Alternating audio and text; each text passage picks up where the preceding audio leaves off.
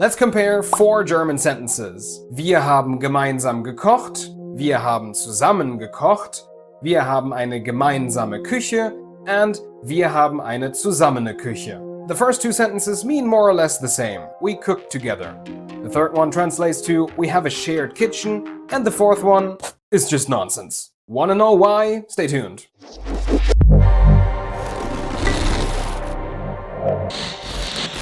Tag an alle, my name is Florian and I've been teaching German for almost 10 years. Today I'm going to explain to you the difference between zusammen and gemeinsam. Let's jump right into it. First of all, both zusammen and gemeinsam can be used as adverbs. Quick reminder, an adverb is a word that modifies a verb, an adjective, or another adverb, but most importantly, never a noun. In this context, both mean together in English. Wir haben gemeinsam gekocht, wir haben zusammen gekocht. We cooked together. There's a slight difference though.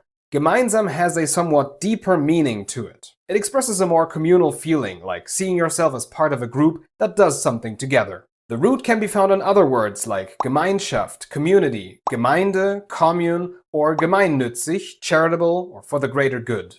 Zusammen, on the other hand, just means together, as in not alone. But for all intents and purposes, you can use both of them equally. Now for the interesting part. While zusammen is exclusively an adverb, gemeinsam can also be used as an adjective. That means it can describe a noun if you attach the corresponding ending. In the sentence, wir haben eine gemeinsame Küche, we add e at the end of gemeinsam, because kitchen is female and we need the accusative case here. The word then takes on the meaning of shared or communal. Oh, by the way, if you haven't learned German cases or adjective endings yet, you can check out my grammar playlist by clicking on this info card right here, where I explain everything in detail. I'll put some links in the description as well. Anyway, all of this is the exact reason why wir haben eine zusammene Küche is incorrect, because I used zusammen as an adjective here, which, as mentioned before, doesn't work. And that's basically it. Let's make some more examples. Wir gehen morgen zusammen ins Kino. We're going to the movies together tomorrow. Zusammen modifies gehen here, so it is an adverb. Sie haben das Projekt gemeinsam beendet. They finished the project together.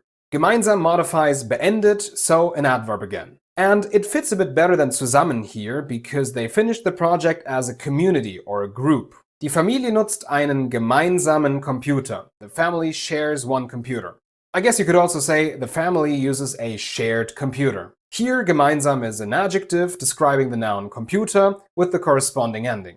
Another small but not insignificant side note, zusammen can be a prefix too, like in zusammenbauen, to assemble, or zusammenhalten, to stick together. Using zusammen as a prefix, though, conveys more of an abstract meaning. Separating it from the verb results in a more direct translation with the word together. Zusammenbauen is to build something together, and zusammenhalten is to hold or touch something together.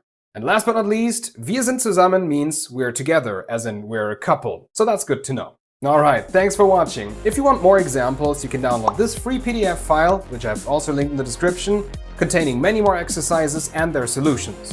Don't hesitate to bombard me with your questions in the comment section, and see you very soon. Haut rein!